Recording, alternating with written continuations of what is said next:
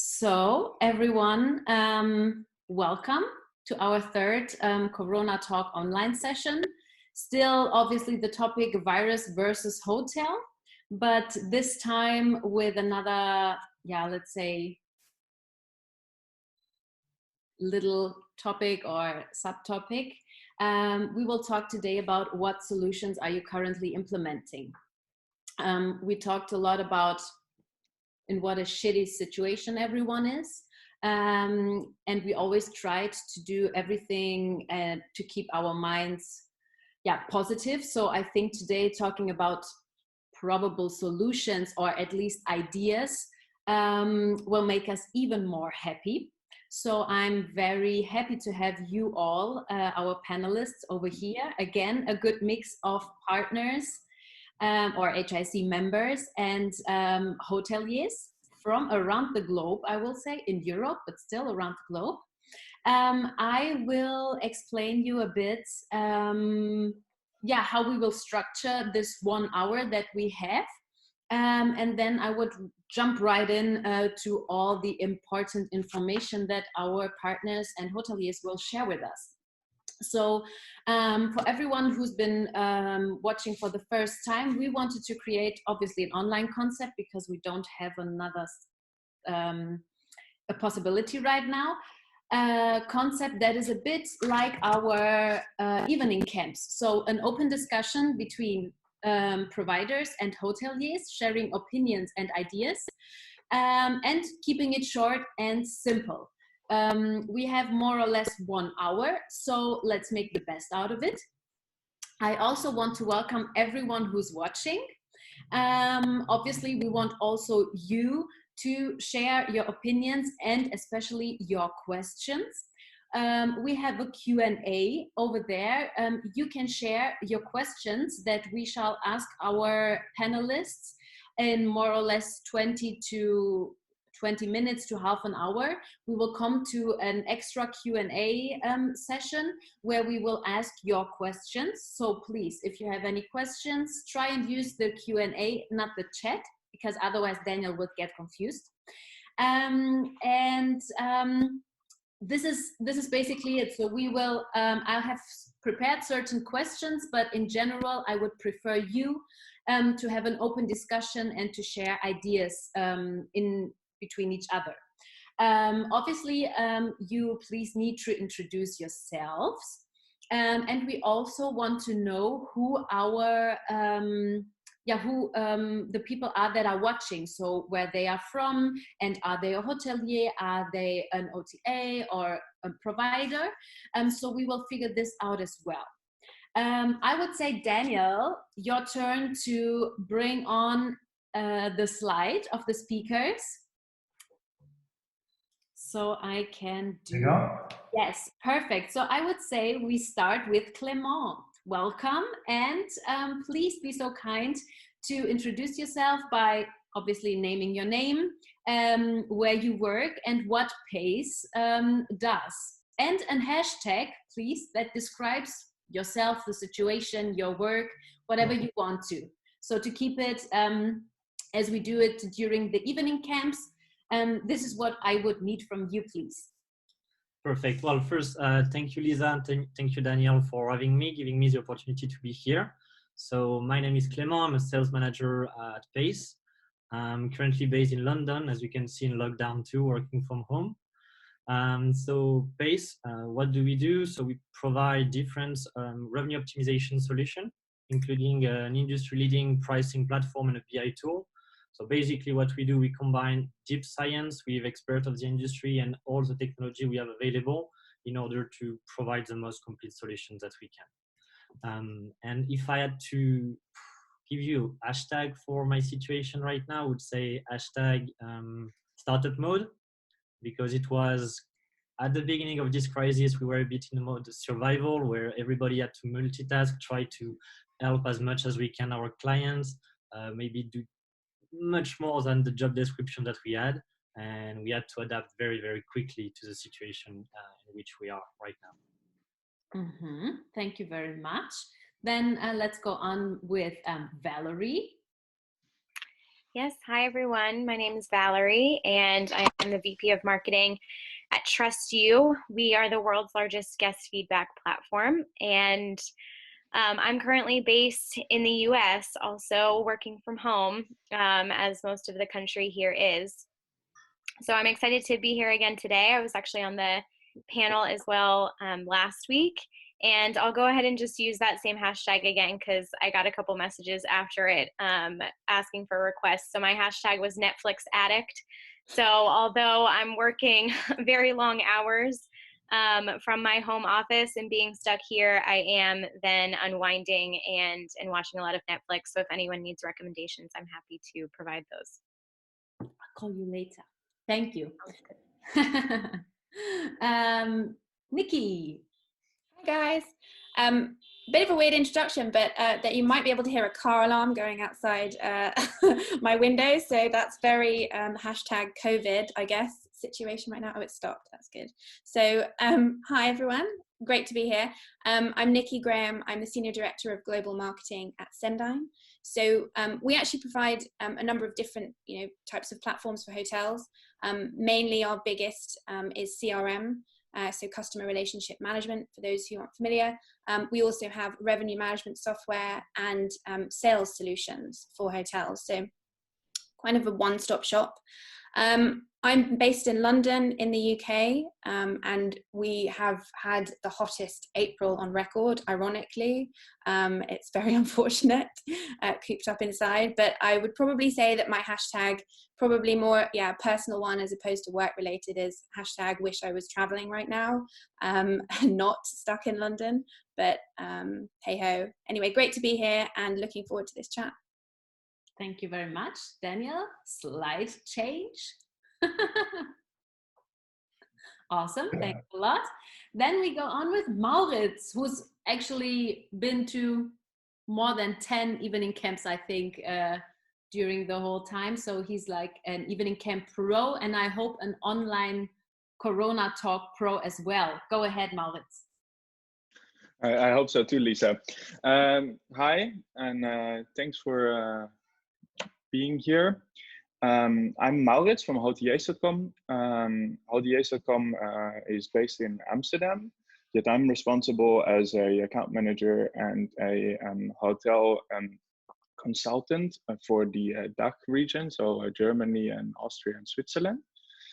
Yeah, Hoteliers.com was founded like 15 years ago, or exactly 15 years ago. We would celebrate our 15th anniversary this year outside on here at the Grachts with lots of beautiful boats, but seems like that is not going to happen anymore this year. We do assist hotels to increase their direct and commission-free booking. And in doing so, we do that with online marketing consulting and distribution e-commerce tools.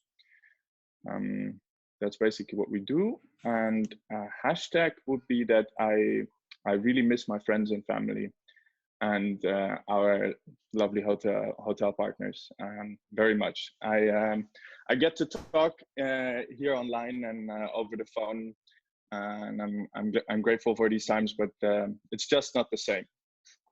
Seeing people live is different.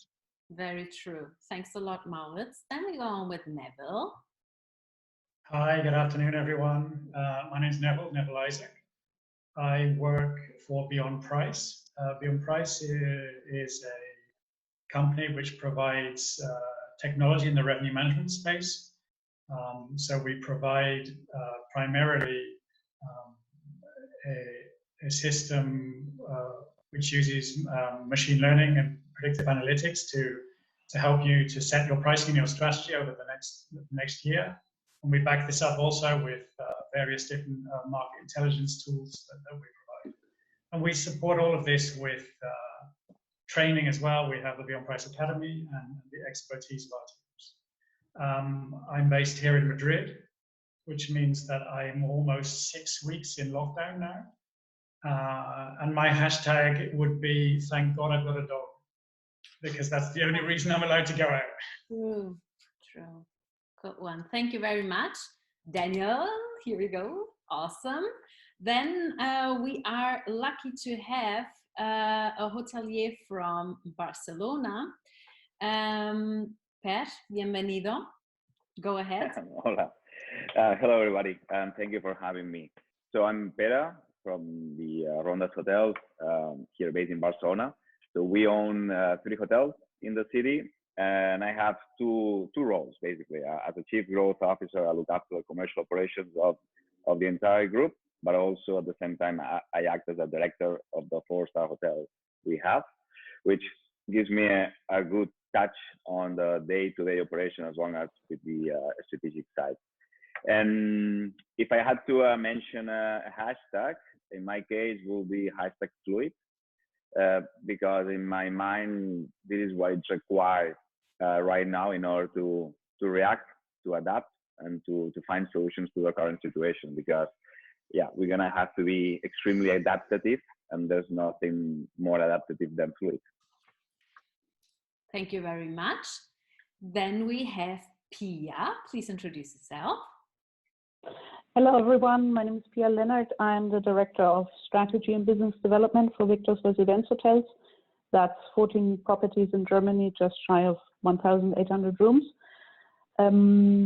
Yeah, my hashtag, I guess I've been dragging that along for decades now. It's always been, and I think it shall remain, living La Vida Loca, because no matter what happens, it always kind of fits the situation.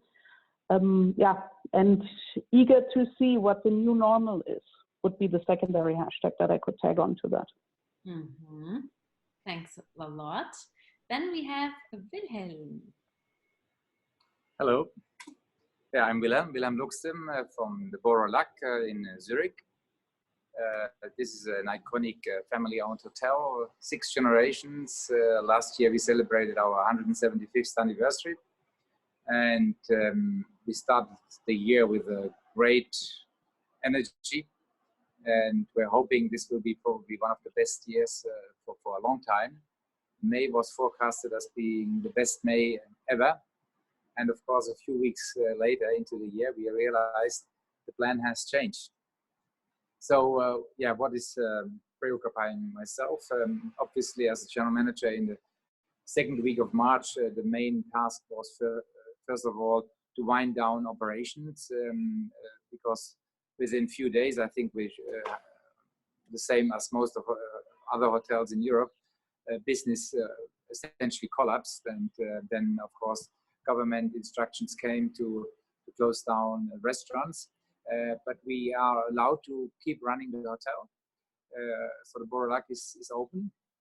We decided to keep it open despite the fact that occupancy is very low in single-digit numbers. But we still felt we are not going to close. This would be the first time in 175 years that the hotel would close. Even during World War I and II, the hotel never closed.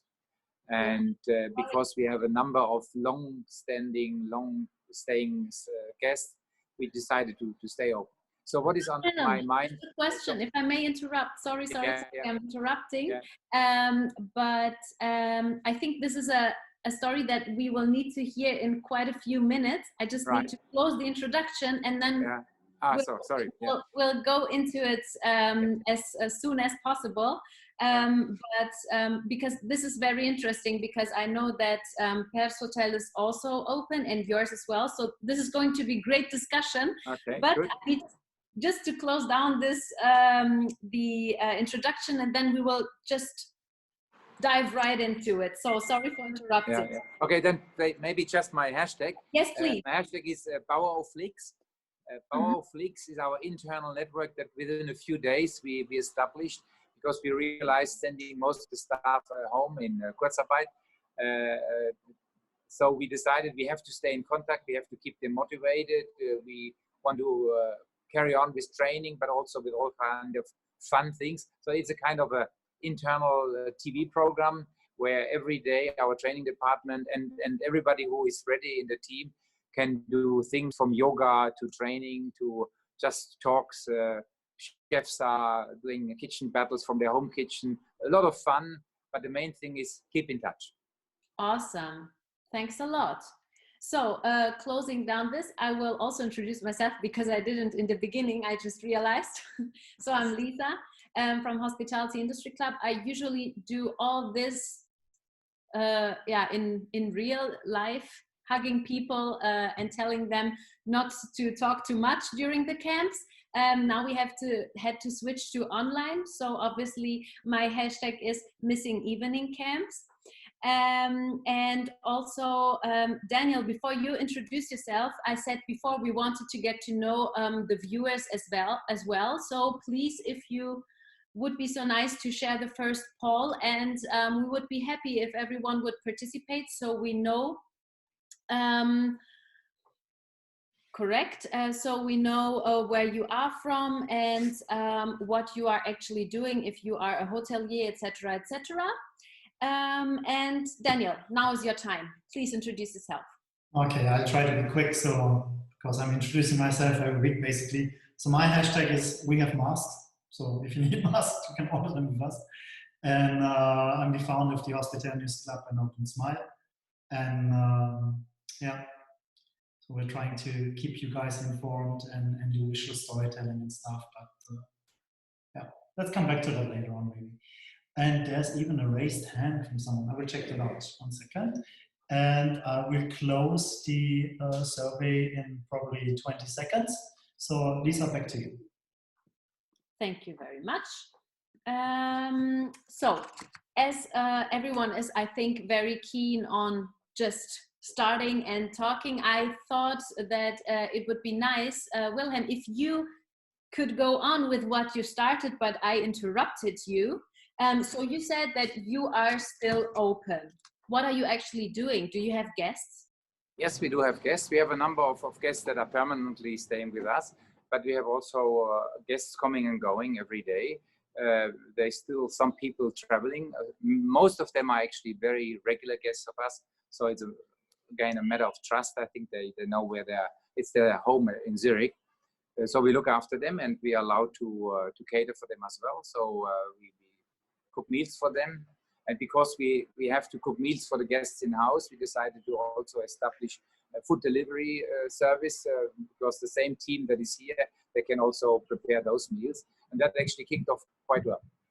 And now the next step is we are preparing now also a takeaway, because at the first stage we said takeaway is maybe not sensible when people are asked by government to stay at home.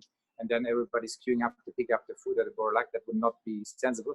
But now with the next step coming up from government that they're easing the restrictions, so I think we can go now in the next step, which we are preparing. So from next week onwards, people can also pick up the food here. And of course, this takes a lot of logistics because we want to make sure the social distancing is done right, that we have the right sort of setup on site when people come, that they keep distances, that the pickup point is made in such a way that there's no personal contact. So that's all lined up, and by Monday I think we'll be ready. Okay, sounds good. Is it that easy for you as well, Pere, in Barcelona? Well, easy. Well, easy. Well, running the operation is as easy as always. We're doing what we know how to do. So our story is similar and different to Wilhelm. So actually, we, as you said before, we are open. So one of our hotels, the Hotel Ronda is open. And the main reason is because when the government ordered the shutdown of our hotels at the industry association level, we believe that there was need for at least some hospitality facilities to remain open in the city, right? Because even though we are not allowed to be on the street, still those people that need to travel for medical reasons, not related to COVID-19. There are still tourists in Barcelona who cannot come back, who cannot come back to their countries of origin, and then there's people that require hotel rooms, right? So based on that logic, actually we asked, and we were able to remain open, even though that occupancy is very low. But as Wilhelm said, there's people coming and going, right? Then in terms of how easy or how difficult, at the end, the main difficulty, the main difference is that we are, so our situation has from a business perspective, from a business model perspective, has completely changed, right? So we have moved from a destination where Barcelona, where there is by far more demand than offer. Therefore, our hotel, we were averaging 93, 94, 95% of occupancy, and that impacts the way you do things in terms of pricing, payment policies, and so forth. And then suddenly you change into a scenario where you're moving into an occupancy not higher than 30% if you're lucky, and then you have to completely change the way you operate. And that has been probably the hardest thing to provide the staff, the employees, the freedom to change the business usual processes, right? And that's pretty much it. And I will encourage Wilhelm to go on the route of food delivery, because we've been doing that since day zero, even though we started doing that before the lockdown, and actually we're doing a fair bit of food delivery service for the neighborhood we are in Barcelona. Okay, so do you have people driving around, or are they walking, because you're saying it's in the neighborhood? No, so basically we are using the food delivery app that we have here in the city. So Uber Eats, Global, Deliveroo. So actually we sign up with them, because obviously it didn't make much sense for us to put in place all the logistics. So we have the kitchen, we have the staff working, and the staff is not as busy as usual, right? So we had the capability to spend extra time working on that, and it's been surprisingly successful, to be honest with you. Yeah. So you created a new service in your hotel, and you tried new new distribution channels, right? Yeah, absolutely. So what I said, what I mentioned before about #fluid, actually, it has a really deep meaning. I was talking about, you have a new revenue stream, which is food delivery, but then also you have suddenly, we were working with RMS system, with dynamic pricing, with forecasting the future, with, we were changing rates 4 times a day, 365 days in the future. And now suddenly we are agreeing on feed rates for 1 or 2 months with a hospital, so we're actually changing everything. And that's one, to me, so far, one of the key lessons from the COVID crisis is that I had to forget what I've done before and start pretty much from scratch, because there are a lot of things that we have never considered doing from a business perspective that now is like, okay, let's go. There's nothing to lose. Yeah, totally. Pia, can you relate to that as well? Out of the 14 hotels, currently only 1 is open, and that's right on the French border. So the main guests that we have is actually Border Patrol, respectively German Federal Police, since there is now a border again within Europe or between the countries. So we're housing them, also feeding them, but they don't necessarily have to be subject to the same restrictions and rules as the other guests would have to be. But for the most part, that is the only guests we're having, and the exchanges we've had with other hotels in the other destinations we have. And most of our hotels are located B and C destinations. There's only 1 or 2 that are in A destinations. So the market has always been small for those hotels, and now it's completely gone. So it was better to just do a shutdown and focus on other things at the moment than to remain open at any cost, because for 3% occupancy, it wasn't really worth it from our perspective, from a economical and financial responsibility perspective. So that 1 hotel that's open, it's doing okay because of that base guest group, but most of our time is currently literally focused, coincidentally, like the topic that we have, what is going to be the new normal? What kind of paradigms can we shift? What can we do differently? Or is there a reason to do something differently? Just because we've always done it a certain way doesn't mean we have to continue doing that. And I think that's the if I can say that, the fun part of even now being locked in at home, to sit there and just think, which is something during normal day-to-day life we're too busy to do, for most of us at least. and to get together in mini think tanks, at least for our teams, it's been the case, to get together in mini think tanks and say, okay, it's always been like that. We've done a certain pricing structure for 30 years now, or even longer. Is that the correct way? Is there a different way? And so we've been kind of playing sandbox games, mostly with the revenue team, with the sales teams, to see what can we do different? How can we shape the new normal for us?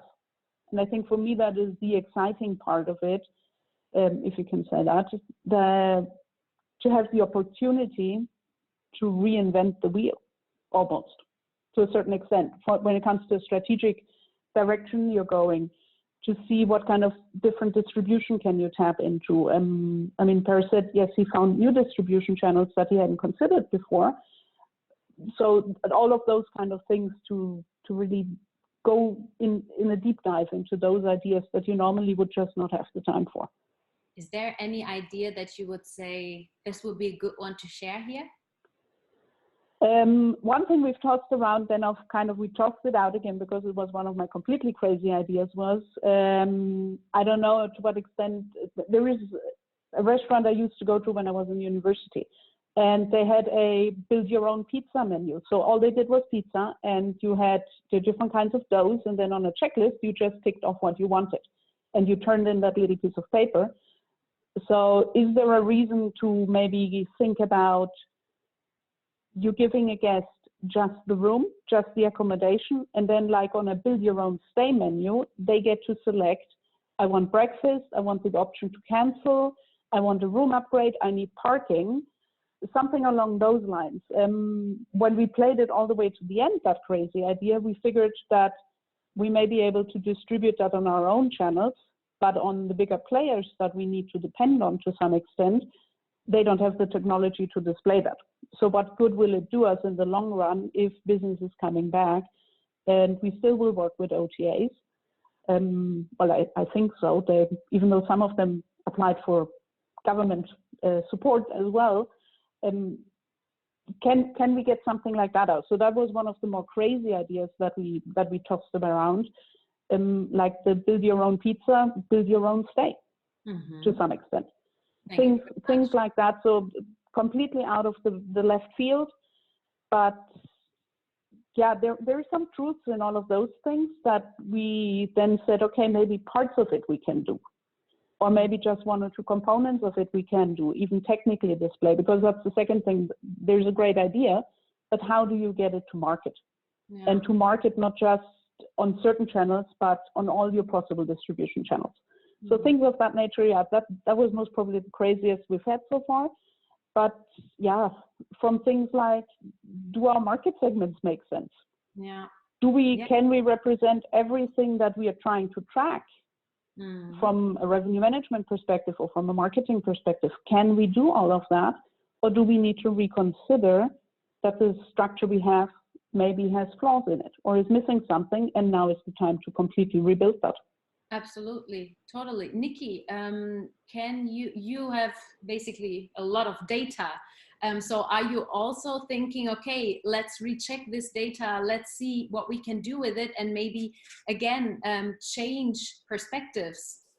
Yeah, absolutely. I mean, from a marketing perspective, I have to say, obviously, it's incredibly challenging time, but it has been fascinating because we've had to rip everything up, what we had planned, and start completely from scratch and listen more than ever to everything that's going on, because, you know, especially as this started, you know, things were changing daily, if not more frequently than that. So how you respond in a situation like that is critical. And Wilhelm, I think. There we go. So, you know, data is basically all you have in a situation like this, because it's the thing that really provides you with the fact in a time of such uncertainty. So, you know, what you were saying, Pere, is just, I couldn't agree more, in that it's really is such a time to be able to take stock of situations and look at previously what wasn't working and what were the things that, in an ideal world we could change, and then think about the situation that we're in currently and all the moving parts, and almost start making contingency plans, like based on different scenarios. So, what if this was to happen, how would we do this? Or if this situation, how would we do this? And, I think it's funny because, I work for a technology platform in marketing, but I actually have a biology degree, which is more than ever, I've been so excited to use that kind of part of my brain, the science side, but it's really valuable to constantly keep thinking about that data side of things and the fact behind it, and then how that can influence the things that we do that aren't necessarily always science-based, but really, have to come down to it right now. Totally. Maurits, how are you dealing in general with everything? And are you thinking about offering other or new services to hoteliers that could make more sense in the future for them? I'm unmuted now. Yes, we are. We are definitely restructuring. We've already started to work in a completely different way, and then it's mostly built around the working from home and connecting in different technology wise. As new tools or new products, the only thing that we brought out thus far is the possibility that our clients, the hotels, have now the opportunity to get paid with vouchers. Which is an interesting tool at the moment, as you have many cancellations. I don't hear you anymore. Do you hear me now again? Oh yeah, now we hear you. Thanks. Those guests that trust you and would like to come back in the future, they will accept a voucher, and you can keep your cash flow. So that's maybe a help for hotels. And we also launched a forum where hotels could share with each other thoughts that they have and ideas. Because we think it's a great community that we're in. It's built out of so many fantastic people that would like to help each other in these times. So we believe that sharing is caring. So that's. Totally. And did the voucher thing, did it work for hotels? Because I assume you then talked to them, spoke to them, and did they get good replies from guests? Are they understanding? Are they okay with? Yes, it's difficult, but they get very good replies, especially from those guests that are coming for a long time, those regulars that really understand the situation in which they're in at the moment. So they had good response so far with giving vouchers for the cancellations. So we can say loyal guests have never been more valuable than nowadays, more or less, right? I think Valerie is like, yes, I think it's your turn now to chip in. So you're seeing this with the comments as well. So go ahead. What are your thoughts? What has happened in 1 week? Because we already spoke last week. Yeah. And I know you brought us new numbers. So please share with us. Sure. Yeah. So the numbers that I had presented last week, TrustYou has created, about 4 weeks ago, we created a travel health index to try to monitor, kind of what the occupancy was at certain hotels with the data that we have available. So the data that we have, we sit on the largest guest feedback database in the world. So we collect each and every day reviews from all of the different channels where guests are leaving them. And they're all housed in our one database so that hoteliers can get insights about them. And we also publicly, help post those on dozens of travel sites across the world. So the number that you're seeing here, our global travel health index, is basically over the past week, the week ending April 19th, we saw that the number of reviews globally was at 3% compared to that same week last year in 2019. So really, really significant drops. I think it was at 4 last week. So you see it dropped by just a percentage point over the past week. And, you know, we started about 4 weeks ago at somewhere between 40 to 60%, and it's gone all the way really to the bottom. So what we're trying to consider is how can we still utilize guest feedback, but not at a post-stay perspective, because, you know, without there being very many stays, we won't have a lot of post-stay feedback, which is really what we've collected a lot in the past. So we're trying to figure out how we can use our technologies and tools in the survey world to help hoteliers. So I think, Pia, I really related to your example of build your own pizza. Build your own hotel stay. You know, we can utilize survey technology to create a pre-stay survey. So when bookings do start to come in and people are booking, you know, no matter what channel you're getting that booking from, once you have that guest data, you can send out a message to them and have them build their own stay via something like a pre-stay survey. So our technology can be customizable like that to offer different solutions to hoteliers. So that's what we're really focusing on in the next couple weeks and months, is just figuring out how we can utilize the technology that we have and customize it to, you know, as we keep saying here, the new normal. Hopefully it's not always the normal, but for the foreseeable future, I definitely think that's what we're going to be seeing.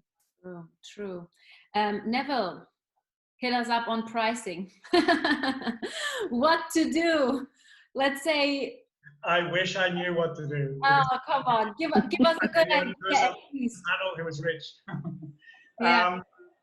I mean, in terms of revenue management, there's kind of a bit of discussion going on about pricing, about what you should do. And as soon as the crisis started, all revenue management consultants and experts came along saying, don't put your price down, don't put your price down, it's a mistake. I said it too. And I still stand by that, because I don't think that the solution right now is to drop your prices. I mean, where I am right now in Spain, the hotels are closed, but even in those countries where they're open, the demand is very big, and I don't think pricing right now is the main issue. People are only going to travel if they have to.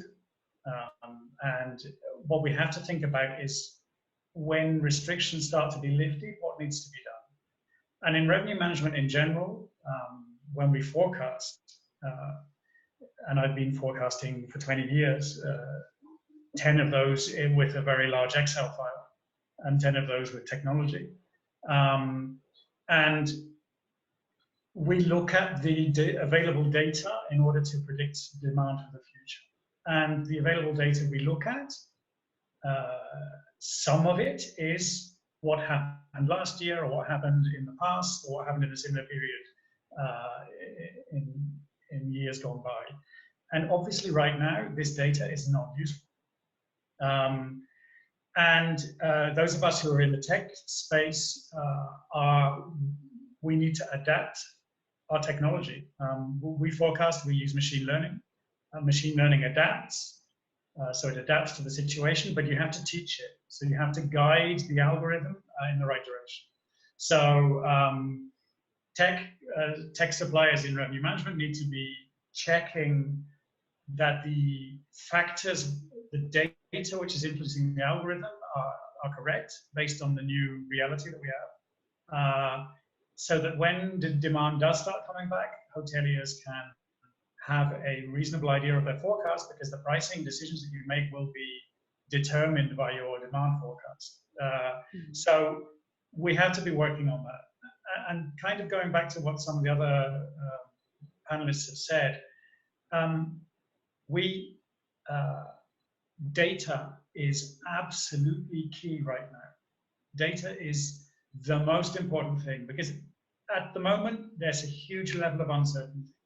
No one knows what's going to happen. The people who tell you that they know what's going to happen are lying. And what we need to do is gather all the data we can get and see when we can start to draw conclusions from. So I think here, and this isn't new at all, but I think here that companies need to think about their data accuracy. And this is a really old conversation, but it's very, very relevant right what data do you have available to you? How accurate is it? Because if you're putting incorrect data into whatever technology you're using, then the output will not be correct. And I think, again, going back to something that Pere and Pere both mentioned, we need to use this time. And we need to use this time to think about what our businesses need going forwards, how our strategy is going to change going forwards. And then we need to see, does the technology that I'm using support that? Mm-hmm. And if it doesn't, then you need to change it. And if it does, then you need to make sure you're using it properly. Most people don't use most of the functionality of the technology that they have. So I think this is the perfect moment to take stock, to think about what you want. And the think about what you want comes before the technology. The technology is the tool that enables you to get your strategy in place. So, I mean, I don't have solutions, but I would strongly recommend that everyone looks at this. I think this is really the most important thing to do right now. Absolutely. Clément, can you put your signature under that as well, or do you have another opinion? No, yeah, I think Neville has a lot of good ideas. The first one, which is not dropping the prices. I think on the long term, it can have a very, very bad impact on the brand of the hotel and can be devastating for cash flow. Also, another point that you mentioned about machine learning, and I think right now it's something that's common in an open discussion about, in between RMS. Real-time data has to be taken in account much more than historical data. So right now in COVID-19, but last year, for example, in Paris, they had yellow jackets that had more or less the same kind of impact. So now Hotelier needs to have technologies that are able to get real-time data and ponderate this data to get the right pricing. Another point that I wanted to speak about, and I think Pere mentioned it very, very well too. It can be a good time now for Hotelier to zoom out and see the big picture and see what has been working and what has been working less. And the customers, returning customers that you used to have, are very, very important. And maybe it's a good time to try some new marketing solution to engage more with them. So I've read on LinkedIn, I spend most of my day on LinkedIn right now to try to get as much information as I can. And some ideas that I found were to try to either put a blog on your hotel to explain what you're going through, or maybe have if you have a restaurant, have your chef doing some cooking classes or stuff like that, or even trying to release a podcast to try to engage with your audience, to engage with your customer as much as you can, and to make sure that when we go out of this period, because obviously we will at some point, they all want to come back to your property. True that. I think Heiko has a good question in place concerning RMS. Daniel, will you just read it? And then I know Pere wants to say something, but this is like a really good question that is on revenue management. So do you want me to read it, or do you want to read it? No, I can read it. It's basically in context with Clément and Neville. And I'm inviting both of you to reply to that. So Heiko Siebert from Switzerland is asking, if there's an RMS in place, how do you measure its accuracy, effectivity? If you need to adapt, reconfigure it, how or according to what? Okay, I mean, I would say here, the way in the past you measured the effectivity or accuracy of an RMS was on forecast accuracy, and also on whether you were outperforming your market in terms of the main KPIs, especially RevPAR. At the moment, that's quite difficult to measure. Forecast accuracy, you should still be able to measure. It's probably going to be more variable than it was in the past. I mean, we have to be honest about this until the algorithms adapt. And in terms of configuration, I mean, it's different for every supplier because the influence that the data has on the algorithm is different. Everyone has their own algorithm that they jealously guard. And you need to talk to your RMS vendor and you need to get them to guide you in what we need to do. We had a meeting this week with my team where we set down a very detailed series of recommendations recommendations about how they need to configure the solution in the future. And this configuration will influence the algorithm. So if you've got an RMS already, you need to speak to your RMS provider, and they should have already a series of recommendations of the best parameters and configuration for the system to give the best results. I think that's very key. Yeah. Clément, do you want to add something to that? No, that's exactly like that. I think how to measure the accuracy first and the efficiency of our RMS. For me, there is 2 points: time saving and the impact on the revenue. Well, time saving can be very easy to measure because obviously it's someone usually working on the pricing strategy or the revenue management function, and see how a tool and a laptop can handle that. For the impact of the revenue, well, at least in PACE, our science team is creating and putting in place a concept, what they call proof of value, where they will take a period of 2 months and identify some nights that are similar. And so basically what we'll be able to do is on some nights, the revenue manager will do his job or her job as they used to do it. And on some other night, we will block them for PACE. And after this period of time, we'll be able to tell you, okay, so that's the revenue you managed to get, and that's PACE managed to get for you. So that's the system that I think would be able to measure the efficiency of a revenue management system. Okay. Lisa, yeah. I just would like to add something in regards to the RMS. Okay, so right now, as a hotelier user of an RMS software, so I'm not that much concerned about accuracy. What I'm really paying attention to is whether the algorithm is learning, is adapting to the new situation. Okay, and obviously, I don't have kind of a test to actually say, yeah, 100% has learned or is learning from the situation. But when I look at the 60, 90 days window, and I see that the forecast of my RMS is telling me that those months are going to be extremely bad, as it does right now, compared to the previous year, at least it gives me some degree of confidence that it's adapting, it's adjusting, and it's actually not taking the historical data as a predictor, right? So that's my approach to the RMS data as of today. Can I just very quickly add to that? That's a very good point. But what I would say is that all technology which uses machine learning is adaptive, which means it learns. What technology suppliers in RMS need to be doing right now is manually accelerating that learning process. And that's what we're doing, and I know that lots of other people are doing that as well. Yeah, in our case, they doing the provider, but from a user perspective, what I had to do is what we call demand override. So actually, I actually initially told the system, hey, be careful, that demand is going to be much lower than you think, and then gradually they're doing things on the background, right? But I completely agree, Neville. Absolutely. So we have another request as well. Yeah. Do you want to read it? Yeah.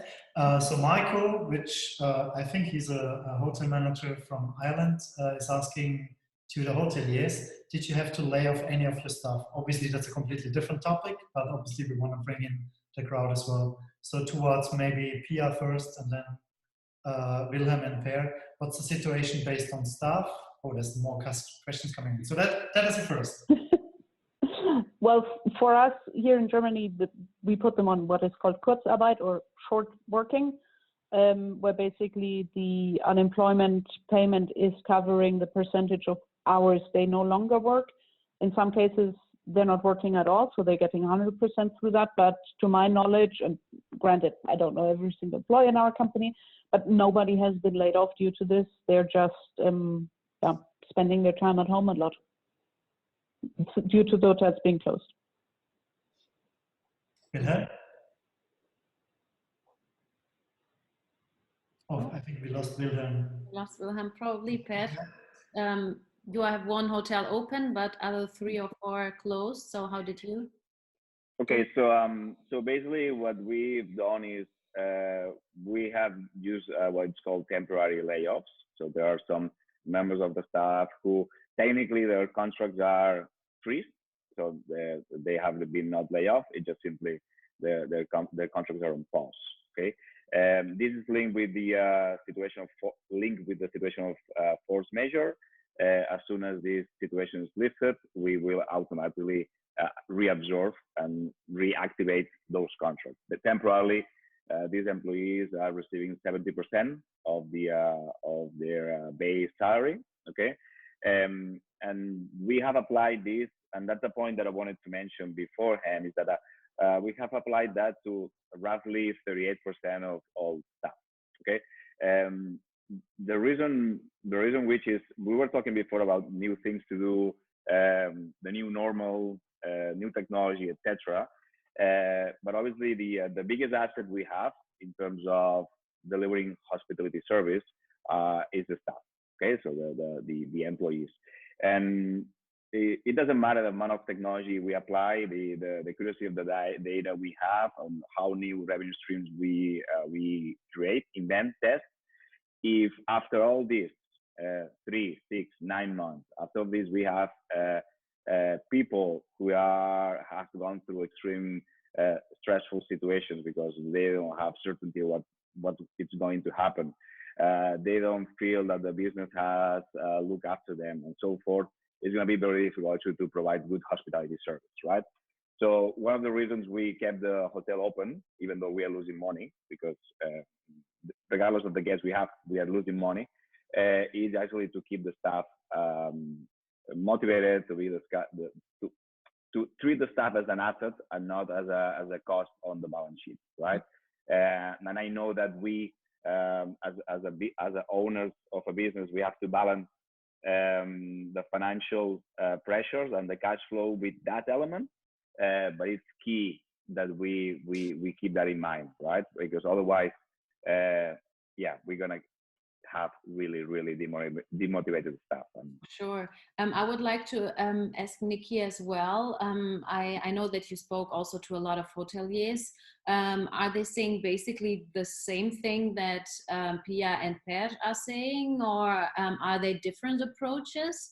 Is someone drastically just kicking people out, or? Yeah, I mean, to be honest, everyone that we've spoken to a lot of our customers, and no one's taking that approach by any means. I think it's more than ever, it's, what you were saying, Pere, is really the employees are coming first if they can in all of this, because they are so pivotal to the hospitality experience. And one thing that I've really seen that shone through everything is that hotels are, doing everything they can to put their community first. And even if they're closed, we have hotels in London that have been, similar to you, Wilhelm, you've been around for over a century, and they've never closed before, but unfortunately they've had to close. So for them, it's been an opportunity to try and do what they can to give back to the community. So whether that's, if they need to, housing healthcare workers, or providing food to, for us in the UK, the NHS, and maybe even sheltering homeless people.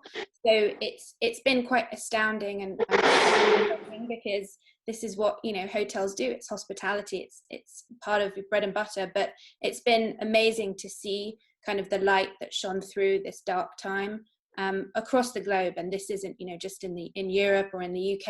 It's across the States.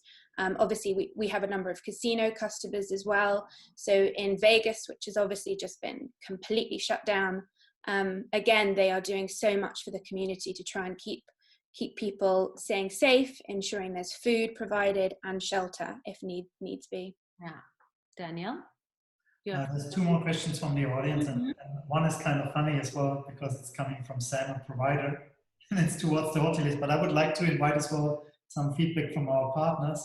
That's whether hoteliers are accepting and entertaining sales pitches from companies right now that might be able to help you directly during this crisis, like in his example, electronic signature, artificial intelligence, and something like that. So are you getting approached, first of all, and secondly, are you open to be approached? And secondly, then to the partners, what's your feedback that you have towards that situation? Wilhelm, would you like to start? Just that, no. Do you hear me now? I had switched off because I had a bit of noise around, and I just switched devices because It was over. I didn't realize I was sitting in the sun. It's okay now. No, but I first of all, I really wanted to agree to both Neville and Clément in terms of pricing, and that the price is not so much an issue. I think what is really important at the moment for us is trust, especially with a high number. About 60% of our business is regular guests. So I think trust is extremely important. That's why we are developing now a special COVID-19 procedure where we can really cater for the special needs and expectations of the guests when they come to the hotel, when they come to the restaurants, as soon as they can open. But that's really for us the main focus now for the coming weeks. So also in times of hygiene and everything, because there's another question also. Hygiene and really scrutinizing every point of guest contact, from the handing over of a key, how is the payment process done? Do you give a menu, or do you work with other devices, or will the guests maybe make the order when they come to the greeting counter, and then the order is done, so there's no further need to exchange menu cards. So all these things we are looking into in very detail. I've put one person in charge as a COVID-19 man, and he has an external consultant from the medical field who supports us to really defining professional procedures, not just what we as hoteliers think that might be, off record. We need someone who is also really, who has a profound understanding what are the real difficult or tricky points of contact. So that's what we are looking for at the moment. Absolutely. Are you looking to get certified as well on that? So you can use the certification in your marketing and in your stage pitch as well in the coming weeks and months? Yeah, but that would be one approach. We are definitely next week presenting that to the local authorities in getting their approval on it, and maybe there can be some further sort of kind of certification process. Absolutely. So this might be a first mover advantage actually for hotels in different cities, countries and areas that are looking into getting certified by the government to open up for everyone else. Absolutely. Yeah. Good idea. It's a great initiative. Do you want to come back to the question we actually had raised? Correct. To the sales Hoteliers and partners. What's the feedback currently? Are you open to being contacted by providers that want to help you out and give you information on what can be done right now? What's the situation? Well, the answer is a hard yes. Just Pia? Yeah. Sorry. I'm kind of torn because on one side I told my sales team to do exactly that because everybody's stuck at home and should be reachable by phone or email. On the flip side, I'm getting quite a few calls, emails or contact requests. And just as we don't have incoming revenue streams right now, there won't be any outgoing money either. So even if it is a viable solution, it'll be really tricky to convince anyone in the higher ups, like our CEO, to really spend money. Because right now, as Pere said as well, the sustaining of jobs and the buildings is the more important part so that we have something to go back to. So I'm really torn. On the one side, I expect it from my sales team. On the flip side, people would be wasting their time calling me because I'm not in a position to purchase anything at the moment, even if it might be a short-term relief for us or a short-term assistance. What's the long-term goal on that? What's the long-term investment? What's the long-term gain at the end? Will I still need that technology afterwards? Or is it just to cover a gap? If it's just a Band-Aid, then I need that money somewhere else at the moment.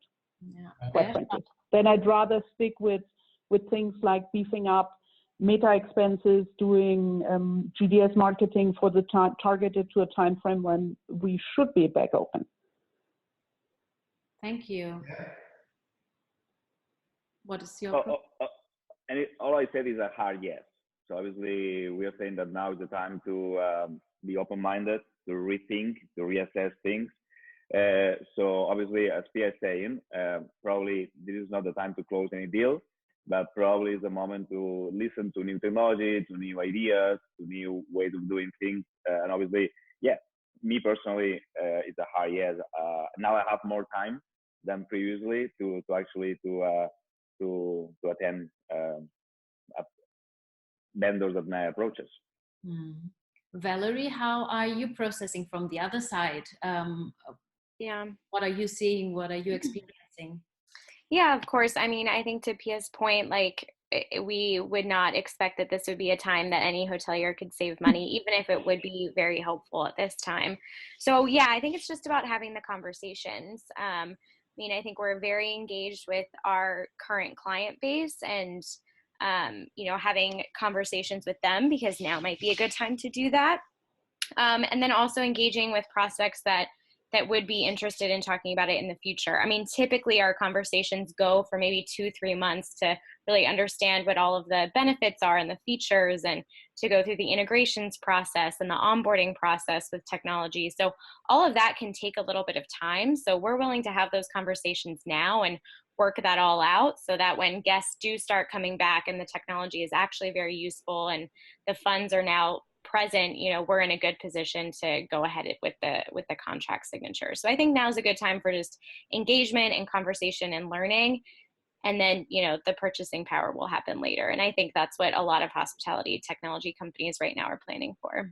Absolutely. Maurits, do you feel the same way, or do you have another approach on that? No, totally. We're now engaging with our guests, client base, with our hoteliers, and see how we can assist them and help them in these times. We're trying to prepare everyone for the future, for day X, when we're all able to start on. And there's a lot of creative ways that I see from our customers to engage already with the guests, and that's mainly interesting. That's part of our job at the moment, and of course the conversation and the communication is key, absolutely, for us and our clients, but also for the hotels and the guests. Totally agree. Absolutely. Daniel, there is another long one I didn't read, but you're Yeah. up to date. It's from my friend Khaled. I actually worked with him in the past. So based on what Wilhelm just mentioned, he would like to know how our hoteliers are planning to adjust themselves to the new normal that was mentioned several times already. From an operational point of view, would hoteliers be open to implement and use technology that assists them to adhere to the social distancing regulations, and which helps them minimize sharing physical assets with their guests, such as menu cards? Right. So are you open to listen to, because Pia mentioned before, if it's only a short-term solution, question mark. Maybe there's some stuff which can give you a jump start on technology and opening up faster and engaging people. So what's your ideas on that? And that may be as well based on the experience of the partners as well, because for example, we speak to many hotels right now. We are not really software based, so we don't only have one solution as an agency. So we are currently adjusting our offerings as well and helping hoteliers and discussing a lot. So we hear a lot as well. So what's your feedback on that? Would you look into such technology? If I may, it's actually been a topic of discussion for us for the last couple of days now, because we were trying to put together how does a reopening look like before we reach what the medical teams call the herd immunity, so that enough people have had contracted the virus, or it's safe basically. So what's that in between space look like? And at least in Germany, currently we don't have any regulations that are out and publicly available that are across the board. So they talk about potentially wearing masks. They're talking about that buffets shouldn't be there because it's open food. They talk about having 1.5 meters distance to each other, but that's current. So every 2 weeks we get a different set of rules or amended rules and changes. So anything we're looking at currently will only address the upcoming 2 weeks. And there is that in between people are not, or the general public isn't safe yet, and the general public is safe because we have a vaccine or a cure or whatever. That gap in between currently for us is a void, because we don't know what it's going to look at, what is going to be required of us. It's a bit of a blur, and until we have that, then I can make a decision what kind of technology can assist me here.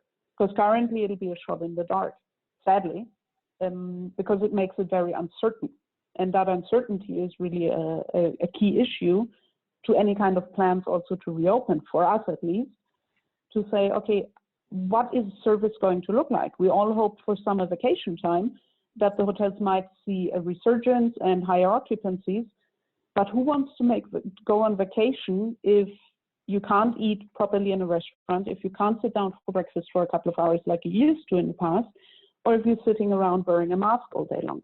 So those uncertainties are making it tricky for me, at least, to give you a response to, would I be open to a conversation about that? Because currently I don't know what that is going to look like. And what's going to be required of me as a hotelier to safely operate a hotel. Yeah, I think it's tricky from both sides of the story. Like, what's the right thing to offer right now? What's the right things to look into right now? And from a hotelier's perspective, what's the right things to buy, purchase, or look into as a deeper value? Because, as you said, everything is changing every second week. In this topic, look, obviously there's a lot of uncertainty, but I can share what we are doing. Okay.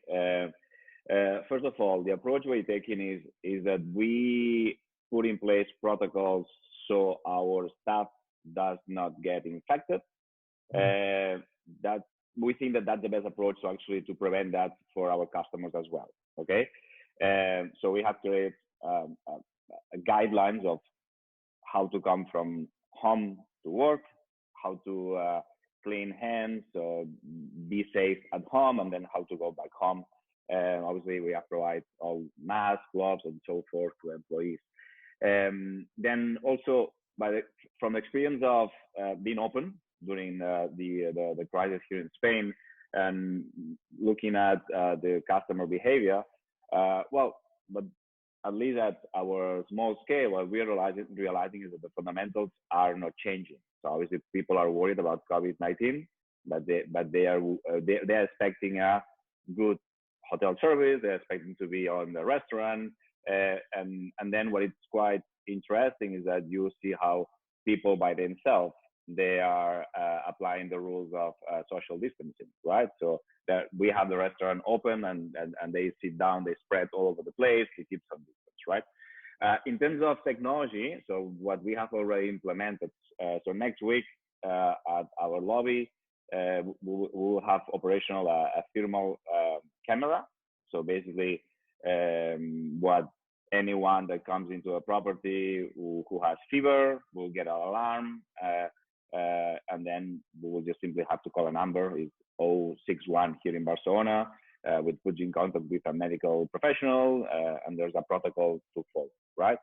As I said, the logic is let's prevent staff to be infected. So we don't want anyone with fever to come into the property and then not going through a medical protocol, right? Then the second thing that we're also implementing, actually, that should be operational in a couple of weeks. So we have bought ozone, what they call cannons. Basically, they are machines, actually, they disinfect using ozone gas. Basically, they do 65 cubic meters in 5 minutes. So actually, that becomes a new process in the cleaning of the rooms, right? And then also allow us we are working on the design of a sticker that we put on the door of the room and said, look, this room has been disinfected with ozone, and then the cleaner writes down the actual date, so the guest has the confidence that actually we have disinfected the room, right? So a big part of what we are trying to do, as I said, is let's prevent staff to be infected, and then it's all about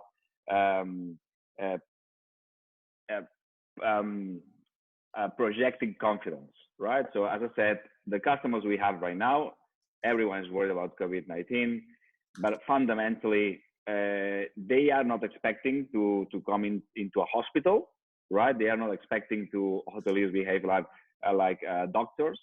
They just simply want to have the peace of mind that actually they see that we care for them not to be infected, right? So that's a little bit what we're doing. A lot of uncertainty.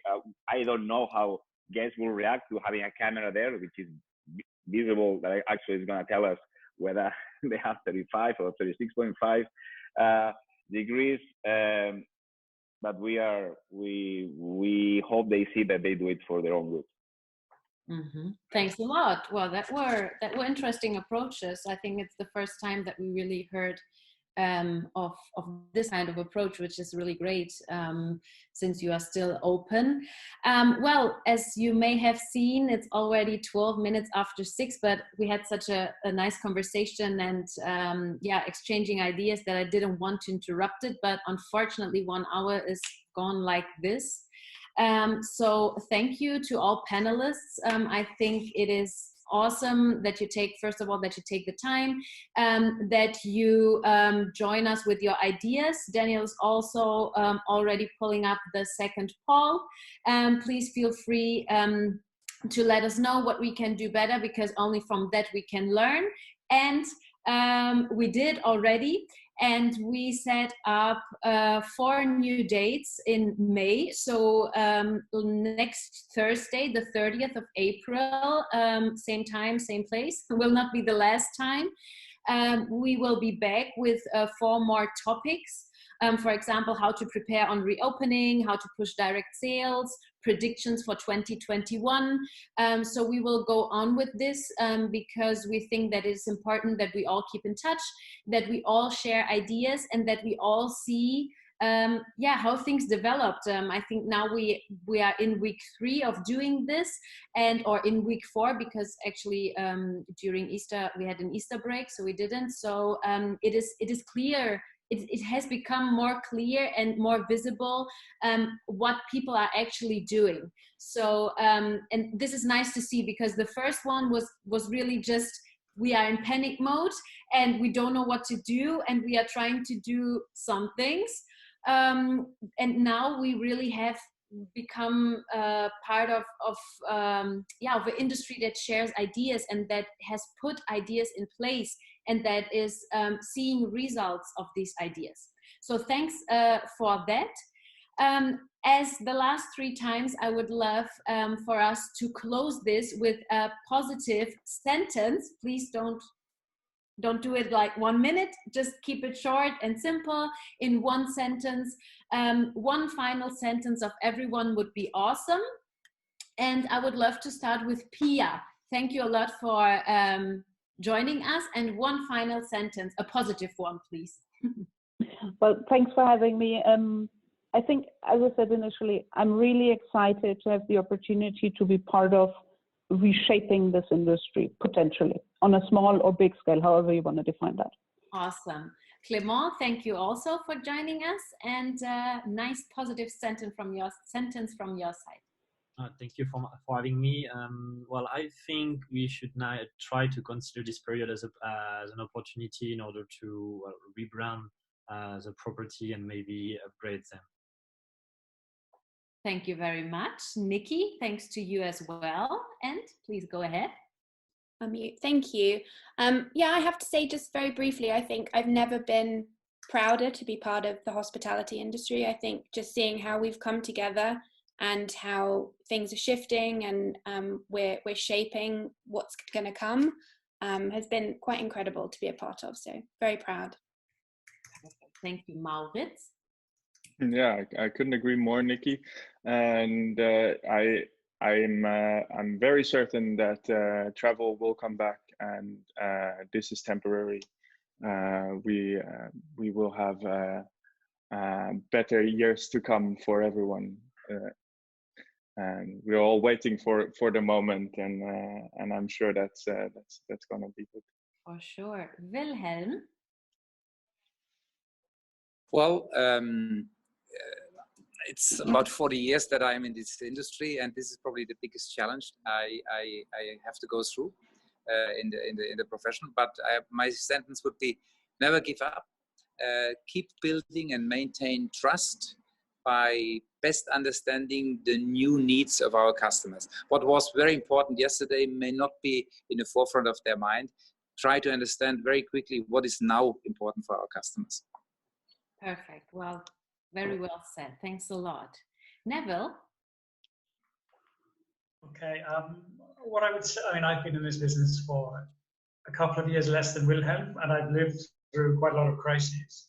And what I would say is that this is the first time that I really think we have a blank canvas to rebuild the industry in a better way. And we probably wouldn't have had this opportunity, paradoxically, without this crisis. So let's make the most of it. Yeah. Thank you. Pere? Yeah, hello, I was on mute, sorry.